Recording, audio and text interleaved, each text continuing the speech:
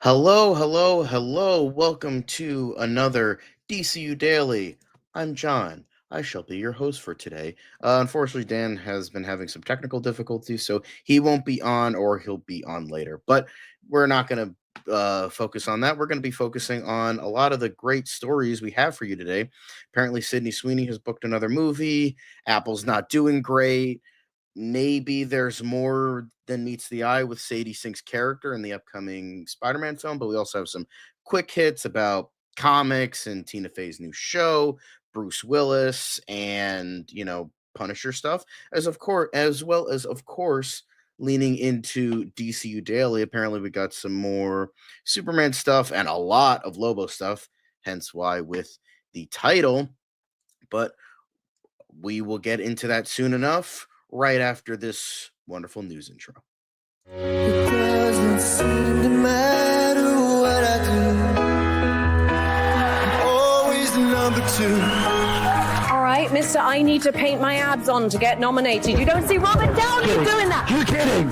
You're kidding. I can't open the envelope without the... Warner Brothers is heading back into the Matrix with a new movie in the works. Wonder what other surprises are in store. I want to be Bruce Wayne. I like that. You're gonna love me.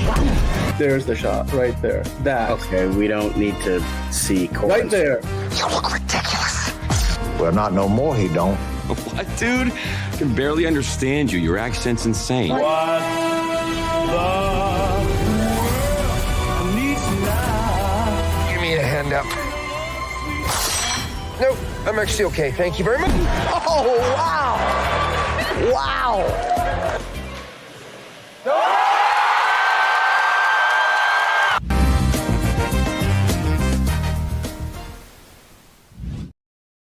Oh my goodness. Hello. I forgot to change the news, but I'm your host, John. Welcome back.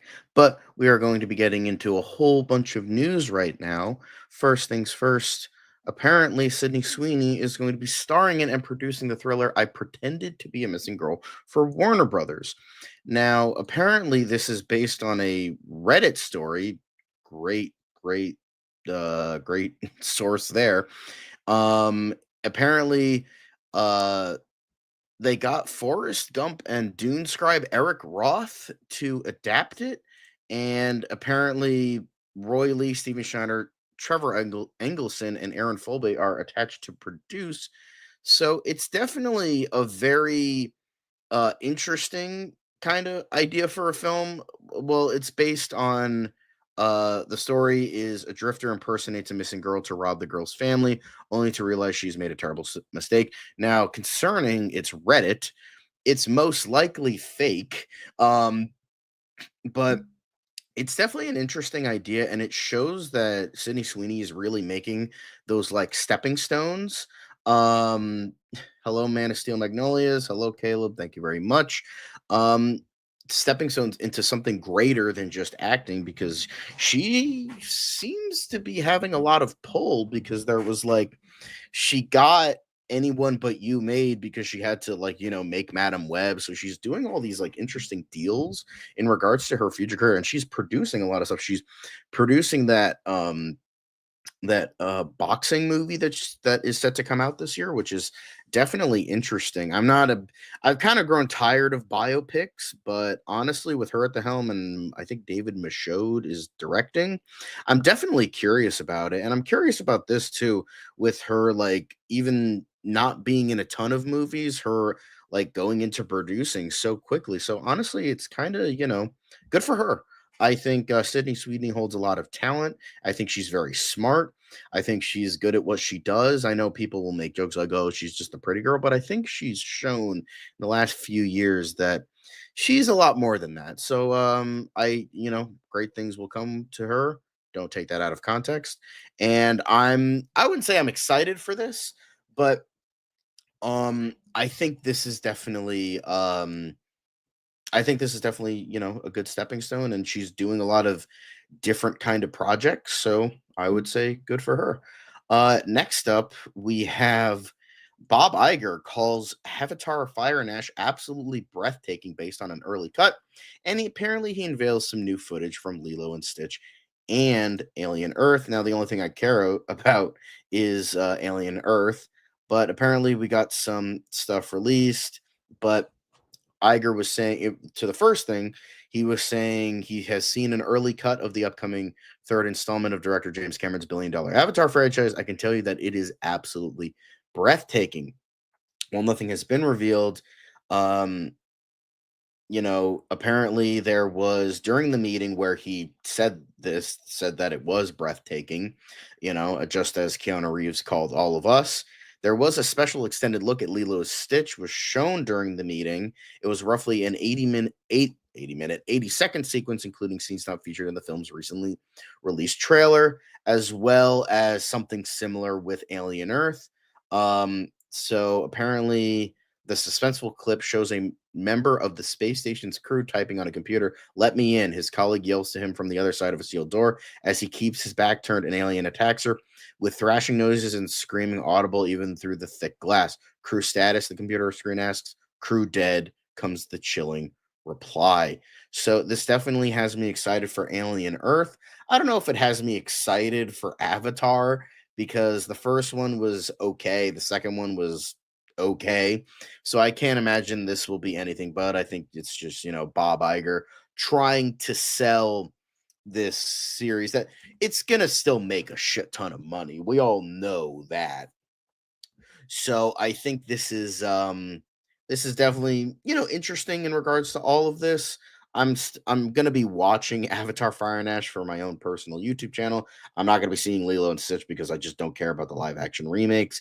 But Alien Earth, I'm absolutely stoked for. I think Noah Hawley will bring in something fresh and not just Fede Alvarez's nostalgia bait milkshake that he made last year. So I'm stoked for this. But yeah, on to the next thing. In terms of, Bob Iger making a lot of money with Avatar: The Way of Water, well, Apple has been on the other side. Apparently, they've been losing over $1 billion a year on streaming. So, according to new information, the tech giant has spent over $5 billion a year on content since launching Apple TV Plus in 2019, but trimmed that by about 500 million last year. So now it's only down to 4.5 billion. So a lot of tech giants, as we've seen in the last few years, have lost billions upon billions of dollars just to feed the new streaming platforms over these last few years. Apple saw a 391 billion in annual revenue for its fiscal 2024, but it has been losing a bit, but it's also gaining a lot because honestly, Apple TV Plus has the best track record. They have Morning Show, which is I think still going on. They have Ted Lasso, which is coming back. Shrinking is still on. Severance is, gearing up for another season. So, they've been getting a lot of stuff this past few years, and Tim Cook recognizes that. So yeah, while they might be losing over $1 billion, they're still gaining like a lot of shit. So this is like essentially getting like $100 but losing a penny to them. So this literally means nothing to Apple because they can, with the tech giant making so much money on phones and iPads and all that shit, this means nothing to them. They just do it because they can. It's like, might as well. So that's what they're doing. And we get interesting projects like the mind trippy Severance and, the critically lauded Shrinking in the Morning Show, and then the wholesome and a very well made Ted Lasso, as well as For All Mankind. Speaking of Dan, his favorite show. But yeah, I think this is when I saw this, I'm like, oh, $1 billion, that's it. Come on, that's nothing in regards to Apple. So they can afford to make these mistakes. Same with like Amazon with MGM. And if Google goes into, movie making, which I don't think they will, considering they have YouTube and that's a whole nother thing. And well, I mean, they technically did for a little bit, but that was like for a couple of years. And then they kind of skirted away from that. But in regards to this, this means nothing to them. But honestly, I know it's easy to hate corporations because duh. But honestly, with Apple, they are supporting some of the best projects I've seen, at least in television. Movies are hit and miss, but their television has just been top tier. So stick with it and keep on keeping on, I guess. But going from TV to movies, Leonardo DiCaprio goes guns blazing in Paul Thomas Anderson's One Battle After Another. So the movie was moved, I believe, from a later release date to an earlier release date because we were talking about this yesterday. Speaking of yesterday, maybe some of you have seen that live show did get taken down. Well, we it got removed and we now have a copyright strike because well, WB didn't like us sharing that Batgirl footage. So unfortunately, we lost that. Maybe we will re-upload it in the future without that footage so you guys can see what happened. But unfortunately, we have lost 274. So if you're wondering why that happened, yeah, whoops a daisies. I had a feeling that would be the case, but oh well, we move on. But apparently Leonardo DiCaprio goes guns blazing in this. So I have been kind of on the fence in regards to Paul Thomas Anderson. There's movies of him I really like. There's movies of his I don't really like.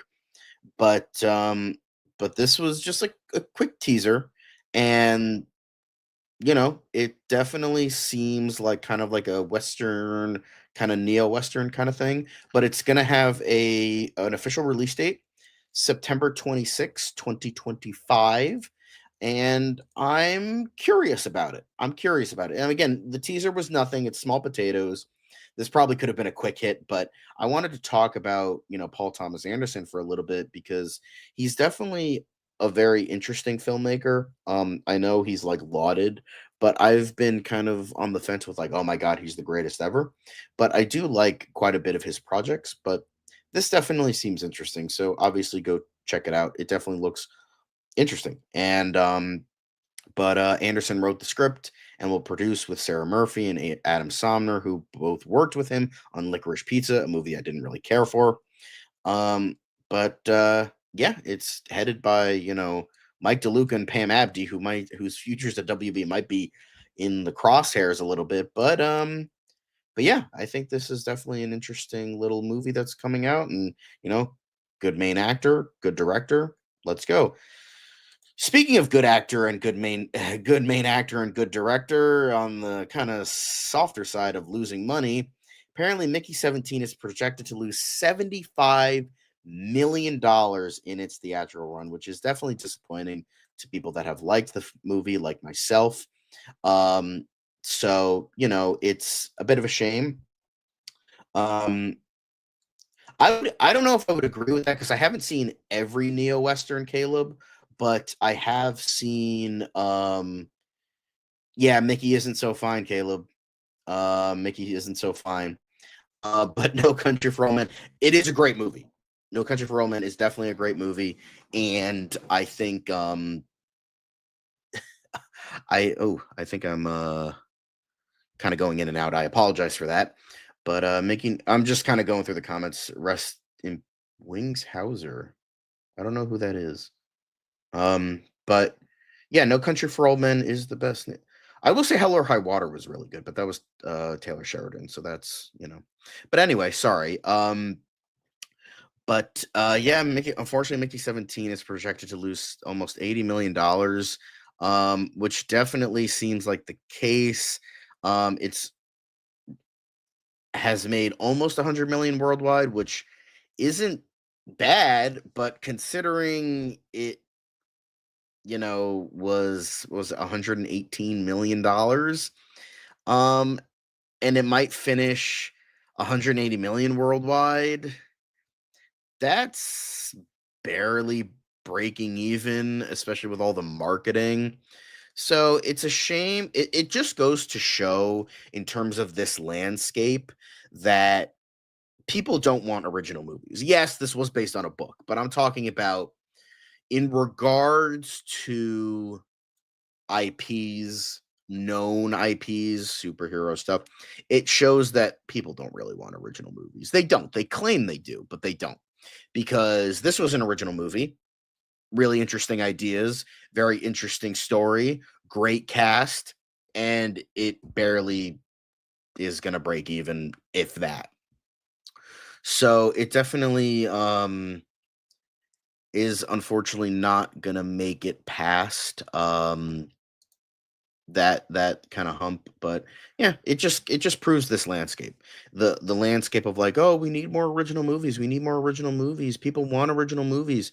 They don't. I mean, I do, but I'm in the minority because clearly the majority didn't go see this movie because they didn't want to see it for whatever reason. Sci-fi, Robert Pattinson, which is probably not a good reason because Batman, the Batman made like almost $800 million. So yeah, um, shame, but I'm not surprised. I'm not surprised at all. But moving on to the next thing, apparently somebody is bringing a new theory to the table in regards to Sadie Sink as somebody in Spider-Man 4. As we all know, Sadie Sink has been cast. Of course, the internet's going into a tizzy.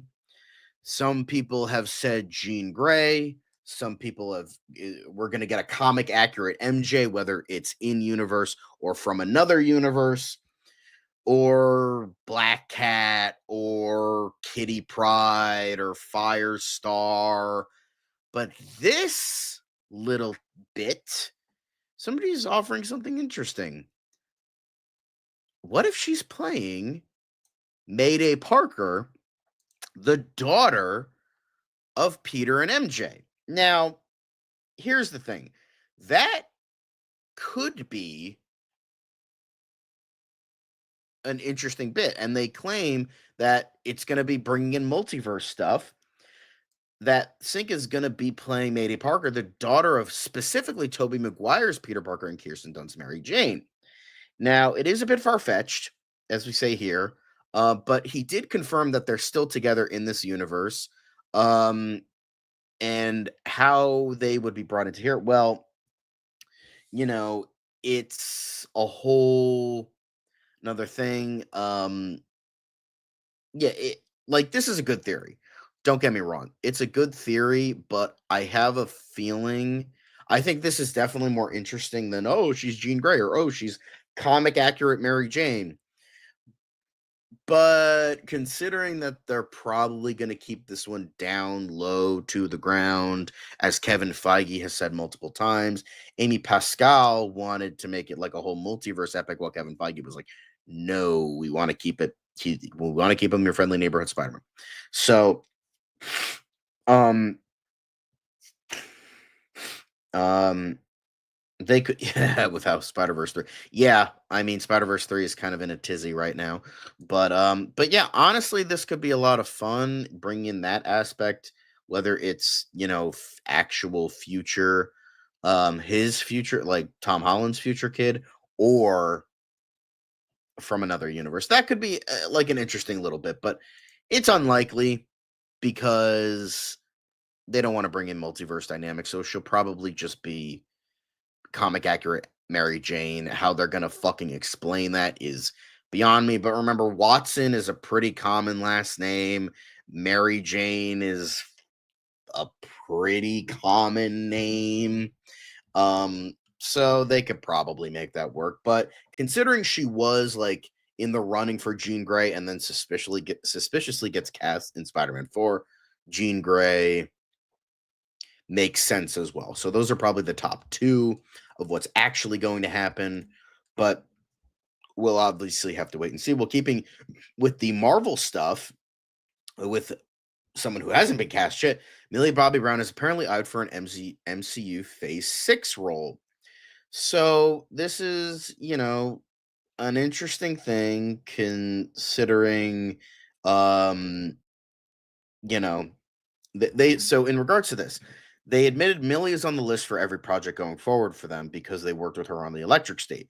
Millie is on the list for every project. You just can't ask for a bigger star right now. And she is somebody who is passionate about the work, passionate about promoting the movie, passionate about getting up every day and coming to set, making the crew feel good. She has adopted hundreds of dogs. She brings them to set with her. It's like she's having an emotional care day with her dogs. She is just lovely. Yeah, we will put her in anything. The exciting thing about Millie is that even though she has done some wonderful work so far, she is young and she has characters in her that audiences cannot even guess yet.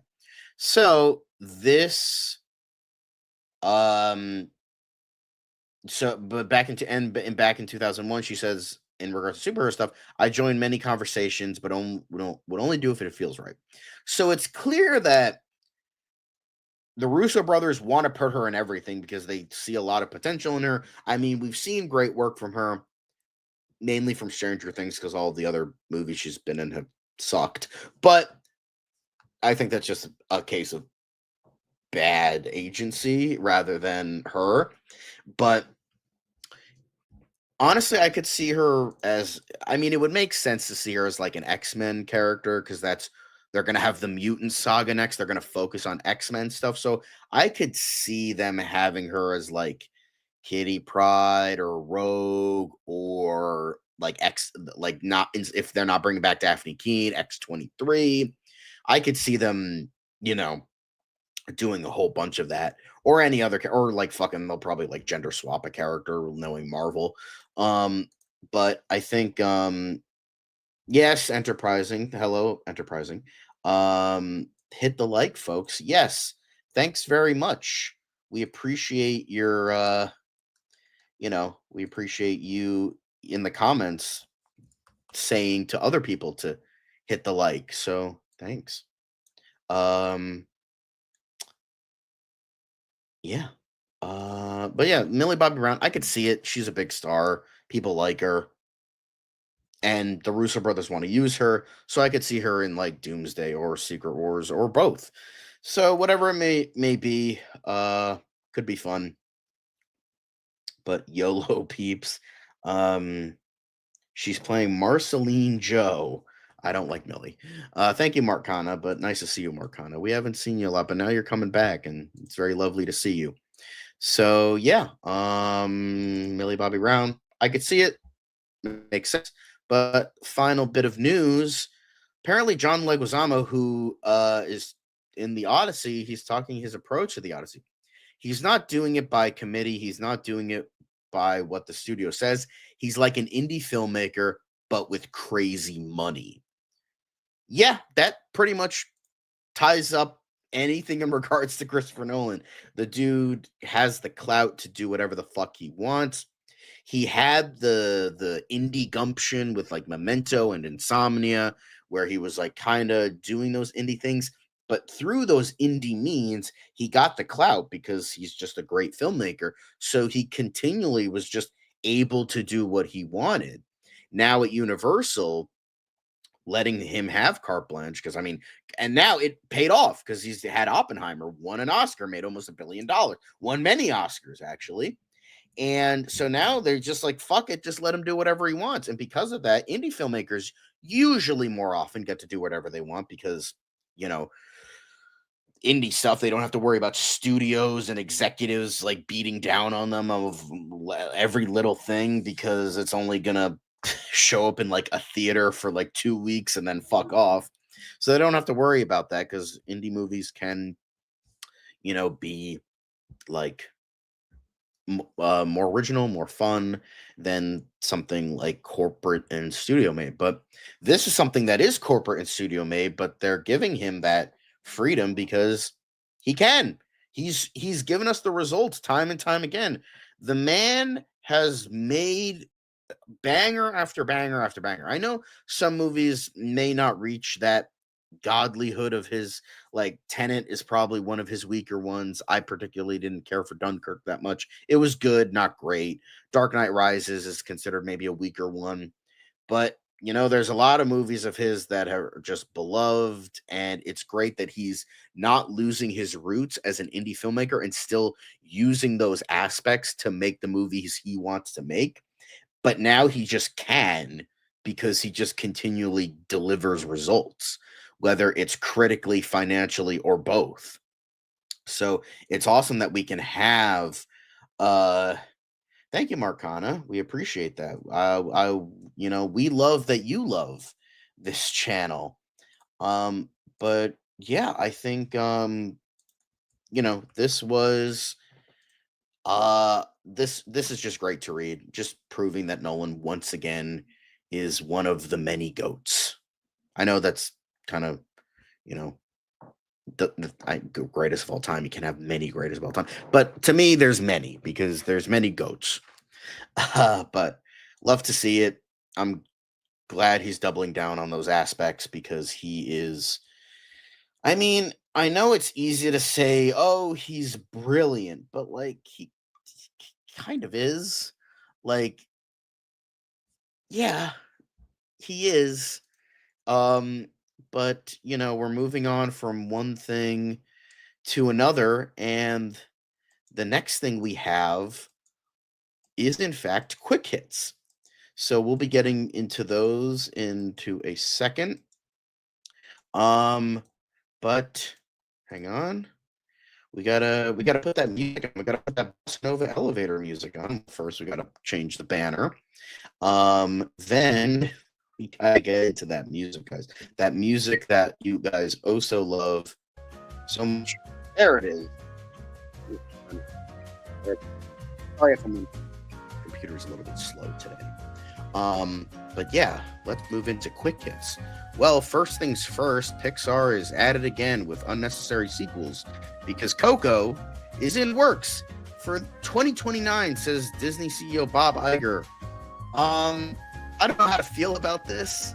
On the one hand, I hate how they keep doing unnecessary sequels, and Coco seemed to have a pretty cut and dry story that didn't need a sequel. But we did get Inside Out 2, and Inside Out 2 was a genuinely great movie. And this is what the logo is going to be looking like. So I'm on the fence. I'm not totally like, no. But I'm also not, yay, because it could be something like Toy Story 4. We've gotten a grab bag of sequels. We have like Inside Out 2 and Toy Story 2 are like among the great. Toy Story 3 among the greats. But then you have like the shittiest of the shit with like Toy Story 4. And then you have the stuff that's like kind of mid. Like for many people, Incredibles 2. I loved Incredibles 2. I thought it was great, but many people were like, not that great. So I'm on the fence. I hope it's good. It's obviously a cash grab, but hey, sometimes a cash grab can be good, right? So, yeah. Speaking of cash grab sequels, apparently we're also getting a Meet the Parents 4 after Meet the Fockers and Little Fockers, and John Hamburg, who looks like an alternate universe Jay Baruchel, comes on as director for Universal sequel. Yeah, couldn't care less. I saw the first one. I thought Meet the Parents is a pretty funny movie. Never saw any of the sequels. Don't really care. But for anybody that cares about this supposed franchise now, great. Hope you're happy that you're getting another Meet the Parents movie. Who asked for this? Like, what? I didn't. So, cool. Next up. Apparently, oh, fuck off, Deadline. LL Cool J is returning to NCIS in season 22. All 5 of you NCIS fans, get pumped. Cool. Literally. So apparently Marvel unveils a time-traveling next chapter for the Fantastic Four. No, this is not in the movies. This is for the comics. But apparently Marvel's first family is heading back in time. So it's going to be a time-traveling story in which, amid a battle with Doom, the Four are sent to different eras in Earth's history. So their only chance to put things right is to reach something called the Forever Stone, a big MacGuffin, and is able to access all these time periods. And yes, Ben Grimm fights a dinosaur in these pages. So this is pretty cool. So for all of you reading the comics right now in terms of Fantastic Four, then awesome. Great. I don't really read the comics, not even the Fantastic Four comics, but for all the people that do, get pumped. Next up, we have Tina Fey's Four Seasons gets premiere date and releases their first trailer. Apparently, it's based on the 1981 Alan Alda movie of the same name, and he's producing and guest starring in the new version. So it centers on three couples played by Faye and Will Forte, Steve Carell and Carrie Kenny Silver, and Coleman Domingo and Marco Calvani, who vacation together and are thrown when one of the couples announces they're divorcing. How you're going to make this into a show is beyond me, but don't question Tina Fey, because she's great and I'm sure it could be a good show. Or it'll just be canceled after one season because Netflix hates anything past one season nowadays, unless it's Big Mouth, because the world hates us. So cool. Sounds like an interesting new project. Next up, we have Bella Ramsey apparently reveals they were diagnosed with autism while filming The Last of Us. They were saying it enables me to walk through the world with more grace towards myself. I'm very happy for them, and I'm glad that they can live a more fulfilled existence now that they know this part of themselves. So good. I'm glad for them. Sorry that you're going to be in The Last of Us season 2, which is based on Last of Us Part 2, which sucks. Sorry. But hopefully you have a good career ahead of you. Next up, apparently, Demi Moore posts rare Bruce Willis photos amid his retirement. Actor's family celebrates his 70th birthday, the greatest of all time, and we love you. So this was very nice to see. It's still seems a little exploitive to me.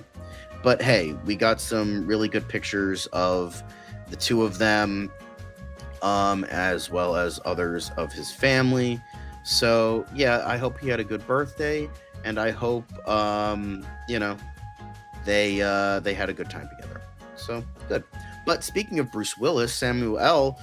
shares the important career advice Bruce Willis gave him years before Marvel. He was saying, Bruce Willis gave him advice saying, like, there's going to be a character that you're going to be known for, that you're going to be in multiple movies for until the end of time, and people are going to remember you for that.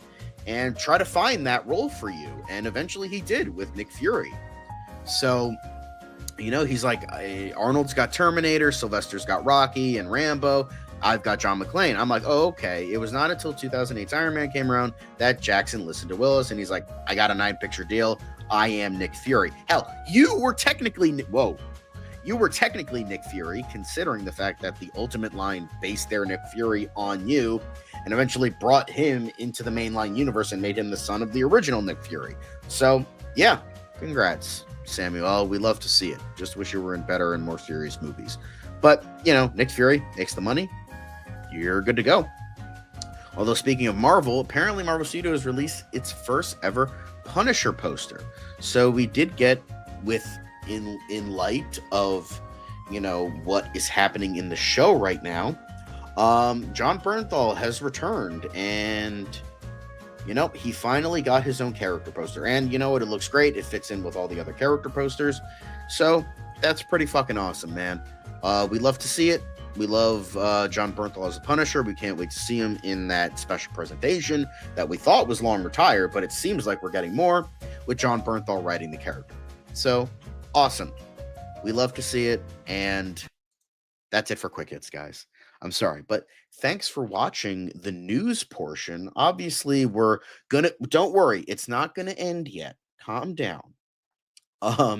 We are going to be getting into DCU Daily, but for right now, I just wanted to thank you for watching the news portion, and we're going to be getting into a whole bunch of stuff in regards to DC. A lot of Lobo stuff, but some Superman stuff. But with that, hello, welcome to another DCU Daily. I'm your host, John. Very nice to see you guys again. I gotta put my little name. There we go. Gotta put my name. Hi, welcome to the show. I'm gonna be checking the live chat.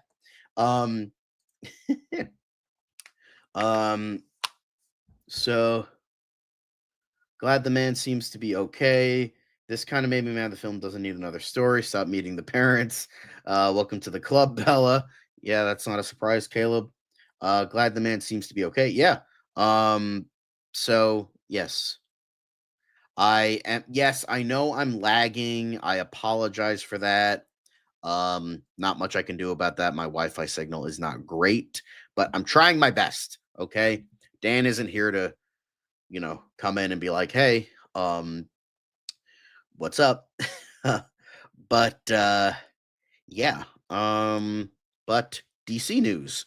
First things first. Apparently, some Superman announcement is expected to be revealed tomorrow on Marvel March 21st. The official DC Japan X account posted the Superman movie logo with the caption "Tomorrow," hinting at an upcoming Superman announcement. Now, first things first, I have to blow my nose because I am clogged.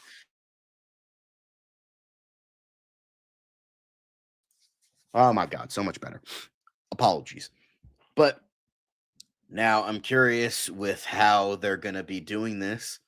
Considering it's DC Japan, it could be just a Japanese like announcement, like they're getting something specific. Maybe there's a con, maybe there's something that is specifically Japan related, because I can't imagine that we're going to be getting anything tomorrow. Um at least anything major. Um because yeah, it just seems like they're it just seems like they're not, you know, what would be lined up? It's I feel like it's still been a little bit too early for another trailer. I feel like April is a good enough midway point between the first trailer and the final trailer that's going to be like right before the movie comes out. So, I don't know. I mean, I'm on the fence a little bit, but I'm more excited because well, I'm hoping that we get something, but I'm excited because it's like I feel like that we've said on the show many a times that the marketing for this movie doesn't feel that great. It doesn't feel that, that they're pushing this movie. Yeah, we've seen a lot of stuff, but it feels like it still doesn't feel like a lot. Like the Super Bowl thing was a huge letdown. We haven't really been getting anything since. We've been getting obviously some Lobo stuff that we're going to be talking about later, but that's for the next movie in this franchise, not the movie we're going to be getting in a couple months. So it just feels a little weird. But whatever it is, I hope it's something and not just like, oh yeah, it's just something Japanese related. Like a Japan is going to get like a figurine or something. Oh, look, it's a big announcement, because it's just weird that it's like specifically the Japanese X account and not, the regular DC account. But whatever it is, I think it'll be great. That could be a case. Enterprising. I will put your comment on the screen right now because that is fair. We were just talking about that the other day. They're definitely pulling for those international numbers. That could be the case because we were just talking about an Indian comic book convention where like people were stoked. So I have a feeling that they're really pushing the internet. I forgot about that. Thank you, Enterprising, for reminding me. I totally forgot. Like, yeah, they're probably just really pushing those international numbers. Hence why it's the Japanese account. So yeah, although very interesting, Caleb. Japanese Superman with a gun. Um, Superman starts singing "Let's Fighting Love." Jesus Christ. Um, but uh, but yeah, so it seems like they are. I completely forgot about that, but yes, that makes a lot of sense now. They are pushing those international numbers because it seems like everything has been international. But yeah, I again, I'm still stoked for the movie. Uh, yeah. Um, But what do you think we're gonna get, guys? Do you think we're gonna get a trailer? Do you think we're gonna get a clip? Or do you think it's like a convention appearance? Do you think because I don't know about international comic book conventions. So whatever it is, um, I think it could be really great. I would hope for a clip because I feel like a clip is that makes more sense. Because like we got that trailer, we're probably going to be getting a trailer to coincide or 2 weeks after CinemaCon.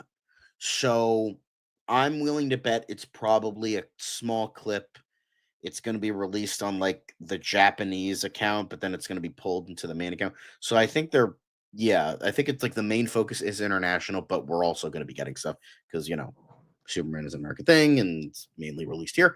But yeah, I think they're really pushing that because since everybody here seems to fucking hate Superman, meanwhile the rest of the world is like, yeah, fucking Superman's goated, bro. What the fuck is wrong with those idiots in America? Literally, he says American way. What the fuck is wrong with you people? But I'm curious what you guys. That's an interesting question, Enterprising. I will put that on screen right now. You got all the good comments and questions right now. Meanwhile, Caleb just keeps trolling. With everything going on right now, will American films start taking a hit? That is definitely an interesting question because I mean, we saw that like Mickey 17 was doing really good in Bong Joon-ho's home country of South Korea. So, meanwhile, that was made for a more American audience. So, well, do you mean American films start taking a hit domestically here, but they do well in other countries? Because that's been kind of the case. But it seems like I feel like it's kind of funny in a way because it feels like other countries like our stuff, but we like other countries' stuff. I feel like it's kind of switched. I know China likes it, like they like Fast and Furious and Bayformers and Aquaman and all that shit. But it seems like that, like American audiences, they're more so into like anime, British television, and all that shit. Well, it seems like the rest of the world, obviously they still enjoy their own shit, but it feels like they also enjoy like our shit more than we do. So that could definitely be a case um of them preferring our stuff while we just kind of fall out of love with it, which is definitely a case to be made. I don't know if it's a case to be made here right now, but it's definitely something to talk about. But not right now because I feel like I'm not the person to just do this. So yeah. But yeah. Definitely an interesting case. We might bring it up later. But yeah, whatever is coming out tomorrow, whether it's just for Japan, whether it's for us, whether it's for everybody, whatever it may be, I'm excited for. I hope it's a clip. I think a clip would be good. Because we haven't seen a lot of like clip stuff from this, and I would like to see more. Would like to see more of that. But we've talked about this before, but I wanted to bring it up again. An expert warns that Superman must save Warner Brothers as its success is crucial for proving DC's value. With so much at stake, there is a real fear the studio could follow Fox's path, potentially leading to a sale or another merger. Which, yeah, I can see that.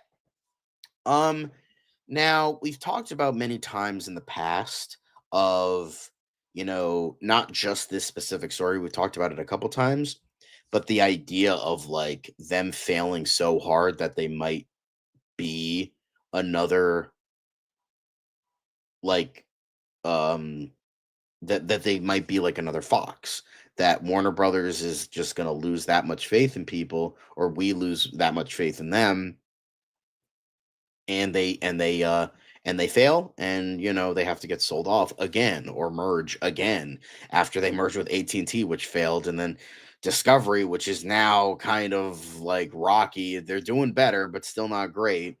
But I could see it happening if this fails. Now, do I think this is going to fail? No, I don't think it's going to fail, but it depends what Warner Brothers sees as a failure. Now, this could make $800 million, but they'll be like, well, it didn't make $2 billion, so it's a failure to us. So that's the thing I'm more so worried about. Now, I think it'll be a success. I do think it'll make a lot of money. Now, how that's going to be correlated, we'll see. But it could mean that it's a failure in the eyes of Warner Brothers. Because remember, look at fucking Batman versus Superman. That movie made almost $900 million, but it was a failure to them because of the critical numbers, and it didn't make $1 billion. Because, we have Batman and Superman and Wonder Woman in one movie. Get it, it didn't make $1 billion? Well, it's a failure to us. So that could mean a failure in the eyes of Warner Brothers, which would be a shame, because even though if it is successful, even though I think it will be, maybe that's just me being hopeful, but hey, Superman teaches us hope. But I think we will be, getting we could get the ire of Warner Brothers, where they're just like, nope, this is not a success to us. Oh, it made $3 billion. Well, could have made $4 billion, so it's a failure. So yeah, I'm worried about that aspect. Also, hi, Elite Easy E. Mostly talking about Europe and Canada. Okay, that's interesting. But Caleb is asking an interesting question, although Enterprising did answer it, but I will still put your question up on screen. Who would buy Warner Brothers? I know this is probably more of a wink and a sarcastic smirk sort of way, but Enterprising is saying, well, Universal or Apple is the only company I'd be okay with if it happens. So I could see Universal getting them, like Warner Brothers Universal, but they already have like NBC and I think all this other shit. Like, did they? No, Paramount has Comcast and Viacom. I could see Universal, but it would just be like so weird to have Universal buy Warner Brothers when Universal isn't in the greatest shape now either. Yes, they do have, all these things, but like they also, yeah, sure, they had Oppenheimer, but like they don't really have a continued franchise. At least I don't think. What does Universal have? Remind me. Because Mission Impossible, that's Paramount. What does Universal have? The Universal Monsters, but that's not really a long running franchise. Because like Amazon MGM, they have James Bond right now, and they have them. Yeah, Warner Brothers has DC, Disney has Marvel, and God knows what else, and Star Wars and Pixar and fucking everything else under the sun. What does Universal have? Unibrowser, okay. But I could see Apple, because we were just talking about, like, for them $1 billion means fucking nothing. Like, oh, we lost $1 billion. It means nothing to us. So, I could be fine with either, but I don't think Universal is in any position to fucking buy another company or merge with another company. But I could see Apple just straight up buying Warner Brothers. That would be funny as fuck. And they would still not lose money on that deal, considering how fucking much money they make. And considering their movies suck, they'd be willing, let's get the Warner Brothers side of it. Let's get all those franchises. So yeah, I could see, but I agree with Enterprising. I think Universal or Apple would be the ones I would be happy with, because they don't have like a major tentpole franchise. Well, at least yet, because Apple usually does like indie stuff and really good TV. Well, Universal, I don't think has like a major franchise, if I'm not mistaken. Oh, okay, they have Fast and Furious and Jurassic Park. Yes. Okay, then Universal wouldn't want them. I think Apple would make the most sense then if that's the case. But in regards to this, that makes a lot of sense to me. We've talked about it in the past. I wouldn't want them to go the way of Fox, because that kind of sucks. But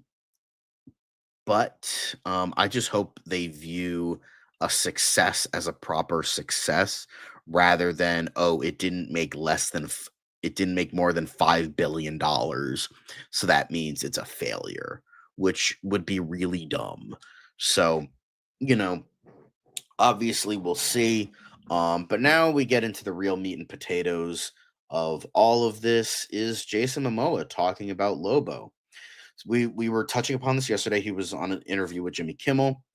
But Jason Momoa apparently tried to show us a photo of himself as Lobo before PR shut him down, but they promise his look in the James Gunn project is worth the wait. So uh apparently he was, you know, they were like, "Hey, Jason, don't do it." But apparently they were literally in the interview and they were like, "Hey, bro, no." Um um and uh he did confirm here that he's covered in white, and he had a picture in this interview and he was gonna show it, but his publicist was like, no, no, fucking Jason, don't do it, which is honestly really fucking funny. But that sounds like a fucking Jason Momoa thing to do. um it's like, you tried, man, you tried. It'll be worth the wait, he says in the background. But yeah, I love how it was in real time. Don't anger the DC assassins. um but but yeah, it just goes to show. I was just talking about this with friends earlier today. It's so great because, like, Jason Momoa, I feel like, is to Lobo that Henry Cavill is to, like, The Witcher. They were saying that, like, a friend of mine was saying that, because she was like, it's nice to see that a character is, like, beloved by an actor so much. And yeah, it is great to see. It shows they have love and trust for the thing they're playing, as unlike, fucking Rachel Zegler, who hates the thing they're playing. It's like, okay, then what? Why are you doing this? What's the point? It's just like, because, and another buddy of mine is, well, it's just a job, so who gives a fuck? Well, it's like, if they don't care, why should I? That's to the point of everything that is an adaptation of anything. Could be a book, could be a comic book, could be an album, could be, a fucking poster, could be a Reddit story. If you fucking have if you don't care about the thing that you are doing, then why the fuck should I care? Because most things that were um that are made either out of spite or without care for the history of that thing or the care of the original source material, then why should I care? Like, for instance, look at John Carpenter with The Thing. It's my favorite movie of all time. He had such an immense love for the original that he didn't want to copy it. Well, the original Thing from Another World from 1951. So he's like, okay, I'm going to go back to the book and we're going to do more of an effects heavy movie. And that's what it was. It was like more of the shape shifting monster from the book than what the vegetative alien monster was from the 1951 film. So he had an immense love and respect for the original book and the original movie that he wanted to readapt the book and leave the movie to its own thing. And that shows that he had a love for it. Hell, Stanley Kubrick with The Shining. Like, I don't really love that movie like everybody else does, but he read the book. He still went out and read the book, and he's like, okay, I'm not going to do something like this. I'm going to do my own thing with it. And you know what? Fucking 50 years later, people love it. I don't. I think it's boring, and I think it mishandles every aspect that Stephen King was going for with that book. But at least he showed some sort of credibility with the book. Like, he still read it to understand it, to then do his own thing with it.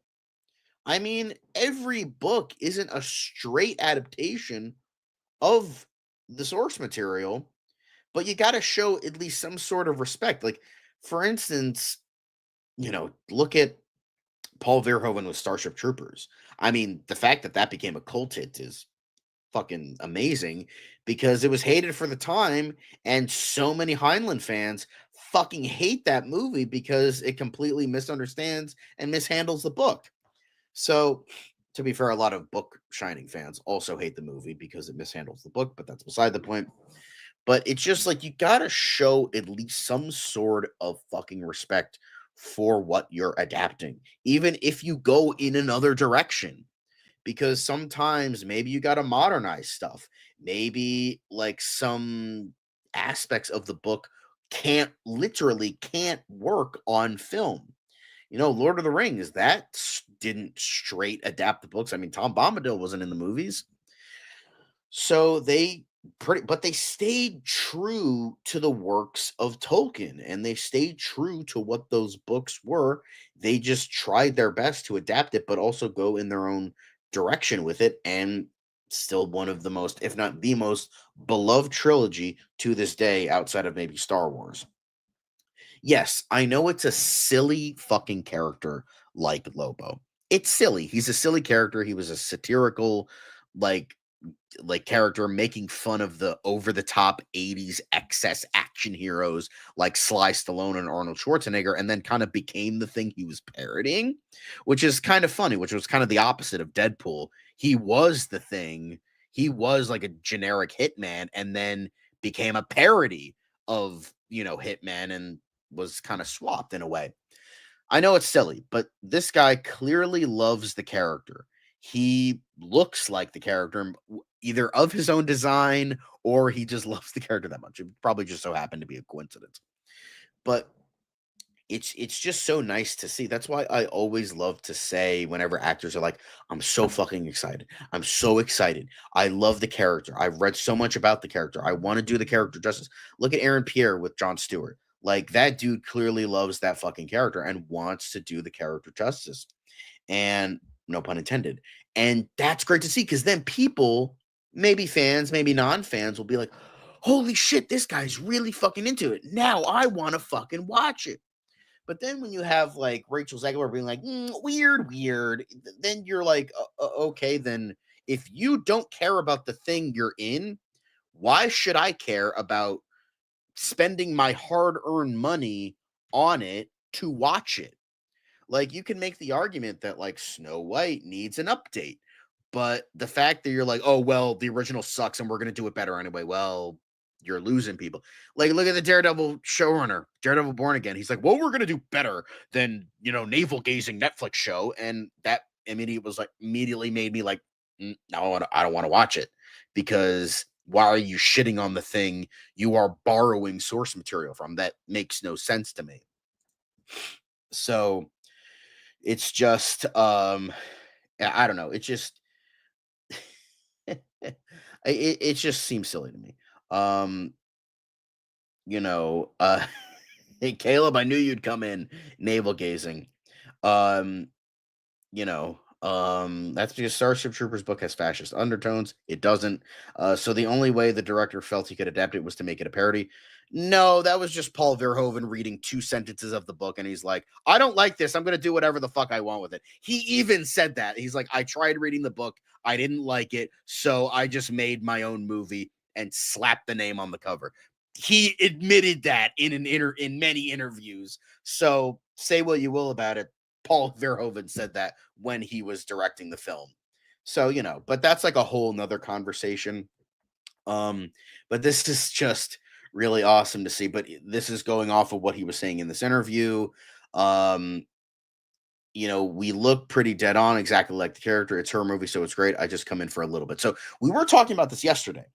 That he'll only appear briefly in Supergirl Woman of Tomorrow, which makes sense. It's not a Lobo movie. It's a Supergirl movie. Now, I was saying yesterday that he'll probably appear more than the bounty hunter character in the original comic, because as we all know, Tom King wanted to use Lobo, but for some reason they said no. So he used like a generic bounty hunter character. So I would imagine they're going to adapt that, but give Lobo a little bit more than what was in the original book, because he's such a popular character being played by such a popular actor.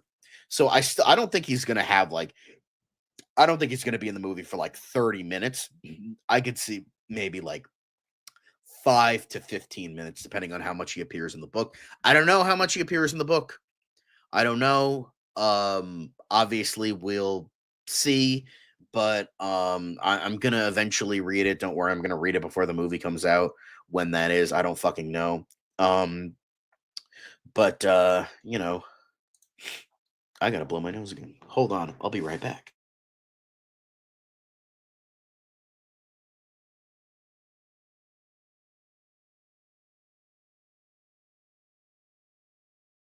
Whew, I greatly apologize, everyone, but I get stuffed easily when I'm sick.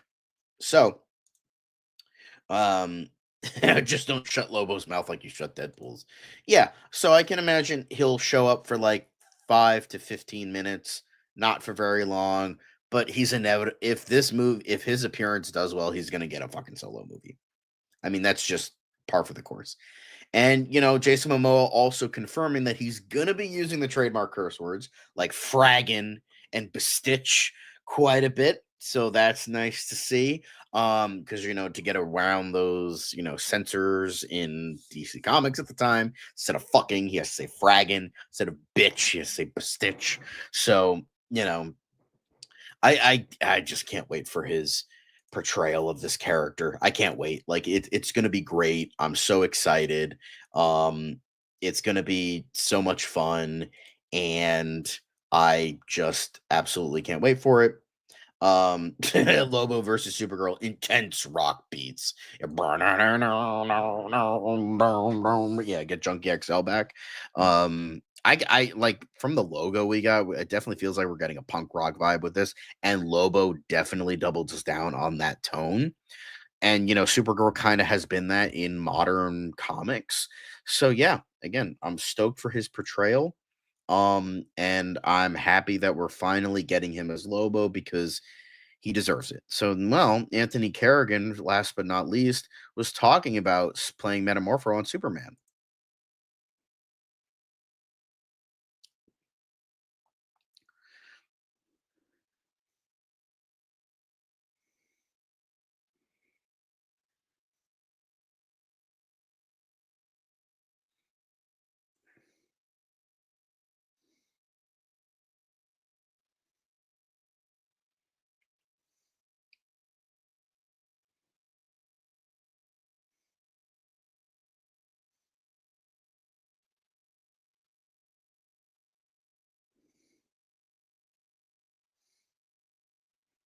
Hmm.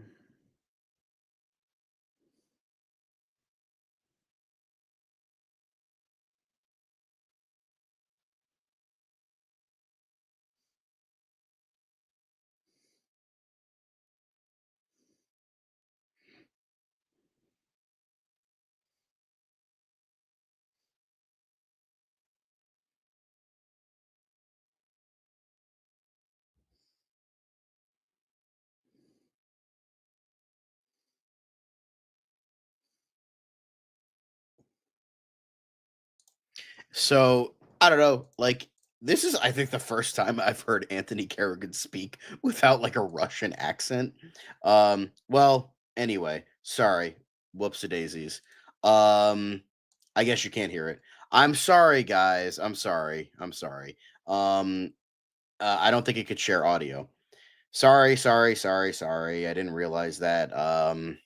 But so what he was saying, I apologize. I'll say what he was saying. So he was pretty much saying in the interview how he was like, "Oh, it's felt like a very intimate production despite being this big epic project. James Gunn is a great director." And the guy asked what drew you to the character, and he's like, "Well, I try to find pathos with it. I try to find he says pathos. I always thought it was pathos. Um and how, he wants to find humanity in the character that that all the characters he's playing maybe have an accent, joking about his Barry character, which is funny because this is the first time I've I've heard him without an accent because I've watched so much of Barry. I still need to watch that final season, but like hearing him talk normally was definitely kind of funny. Um, but that was my bad. I should have seen that, but anyway, that's essentially what he was saying. You can go look this up, like on like the Daily Show YouTube channel of Anthony Kerrigan talking about this because he's promoting Death of a Unicorn right now, which looks like pretty much a shitty Marvel movie, but a horror movie. Um, but but yeah, sorry for the no sound. Um, but yeah, so it's definitely great to see. Like because we haven't really gotten a lot of Anthony Kerrigan. We've gotten a lot of Eddie Gathegi. We've gotten a lot of obviously we get a lot of David Cornswood and Rachel Brosnahan, but in terms of we've seen like Eddie Gathegi and Isabella Merced and you know Nathan Fillion as their respective characters. We haven't gotten a lot of Anthony Kerrigan. We did get him for like a second in the trailer, but we haven't like heard Anthony Kerrigan talking about it, and apparently you guys haven't either. Sorry. But he was, it's nice to see him talking about it because like this is the first time I think I've seen him talking about it at all. So, we definitely he also said something that the ADR he's like I haven't done an accent for this character, but he's like there's always ADR, so it seems like they're still working on stuff, like not just like from an editing point of view but like post like dialogue work. So that's also something to um that's also something. uh but yeah, I think this is definitely really cool for him to see all this. um but again, you guys can look it up. It's fine.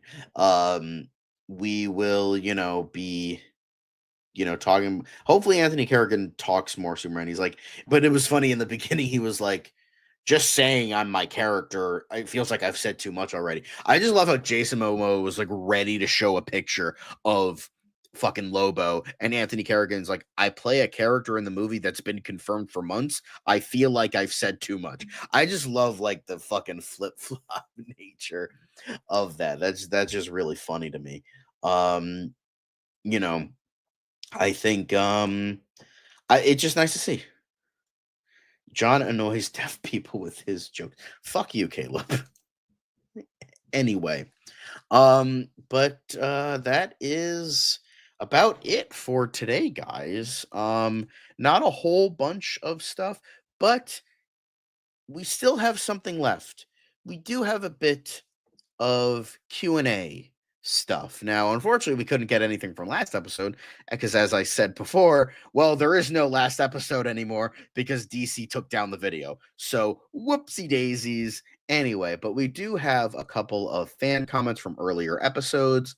So, so we were talking, like, in one of the earlier episodes, we were talking about Netflix movies and how, maybe they do better than we think they do. Um, well, Kyle Kai Sweater 5072 was saying, just because we watch Netflix movies doesn't mean we like them, though. The movies suck. So it's like, yeah. Well, apparently a report recently came out of Netflix being like, yeah, we make movies for people that have them on in the background when we're doing stuff. And it's like, that's not the way to make movies, guys. What the fuck is wrong with you? That's a great question. Um, yeah, but like, oh, guys. Um, all right. But anyway, Kyle Kai Sweater just making a joke about Netflix's expense because Netflix is low hanging fruit at this point. But yeah, I think I just thought that this was a funny comment because it's like, yeah, okay, they might do well for a little bit, but still, the movies suck, and we don't really watch them because I mean, there was already said like acquired programming does way better than original programming, which yeah, no shit, Sherlock, because most of Netflix stuff is garbo. Yeah, they made Dark, but then they canceled 1899, so fuck them. Anyway, leads us to the next comment. Speaking of Lobo, the main man left us a comment. Well, he was saying in a very long comment, Zack Snyder's Justice League reminds me of the Ford Pinto hatchback, the early ones that would blow up if you got rear-ended. They fixed the problem and made it for a few more years, but the damage was done. Everyone was sick and tired of seeing them on the road. That's what this movie is, a late model Pinto.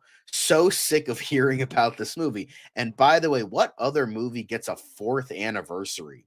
Is there some kind of numerology going on? Do we start celebrating 4th anniversaries for everything? Please bury this awful movie and bring his ham-fisted universe to a close. Please. No, he didn't. The main man didn't kill this fucking movie. He fucking annihilated, burned, and torched it to death. I think it's safe to say after the main man 2025's comment, we're never hearing about this movie again. God damn, that's worse than anything Caleb has ever said ever. So, Caleb, you need to step up your trolling game. God damn. But I mean, ham-fisted universe, yeah, I would just like this comment was fuck. I was laughing my ass off when I fucking heard this comment. Damn. But on the other side, BlackRock 316, who we have not really, who I don't think has commented on this stuff, but they were saying they usually tend to watch Snyder's Justice League every year. Last year, I didn't watch it at all and don't know if I'm planning to watch it this year. It's a good movie, but it's way too long. And don't want to hear that Wonder Woman theme that plays throughout the film. Would rather watch the Batman than to watch Snyder's Justice League movie. So, I mean, he was being more positive. He's like, I usually tend to watch it every year, except the last 2 years, but whatever. But yeah, he was saying like it has its problems. I still like it, and I'd rather watch the Batman. I mean, yeah, the Batman's fucking shorter. It's not much better, but it's a shorter movie. I would say the Batman's a better movie, but even then, that movie didn't need to be 3 hours, just like Zack Snyder's Justice League didn't need to be 4 hours long. You could have cut like an hour out of that. You could have cut like 90 minutes from Zack Snyder's Justice League and been fine. You could have cut 40 minutes to an hour from the Batman, and that probably would have been fine too. But yeah, let him cook. Yeah, I kind of agree with that. But yeah, I just wanted to share some good comments from you guys. Not a ton to comment on, but I found them to be quite funny and quite engaging. But thank you guys for watching. Maybe Dan will be on tomorrow. Well, actually, I don't know if Dan is going to be on tomorrow, but Liz is going to be on tomorrow. So get pumped for that. Liz is coming back tomorrow. So yeah, but that's it for today. Sorry for the late, very late show. I was kind of waiting on Dan for a little bit, but wasn't getting back to me. So he probably got knocked out, and he probably is sleeping the night away, which is fine. Dan, get some sleep. You need sleep. But that's okay. We still love and appreciate you anyway. Don't worry. But sleep is always important, guys. So make sure if it's late for you after this, go get some sleep. Saying as someone who doesn't get sleep either. But thank you for joining me today. Make sure to leave a like, leave a comment during the chat, and don't worry, I'll call some people out. I'll shout some people out soon. Subscribe and click the bell so you know when we go live. But thank you guys. Yeah, fuck you, Caleb. Something in the way. Yes, thank you, Elite Easy. It's always a joy to see you. Never a joy to see you, Caleb. Fuck you, Caleb. Just kidding. We love you, Caleb. Just stop being a prick all the time. Goddamn.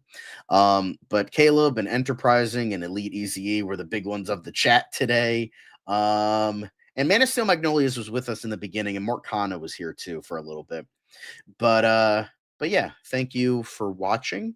We will see you tomorrow for another DCU Daily, and possibly, since Liz is on, an MCU Weekly. So get pumped for that, and we will see you tomorrow. Bat nipples.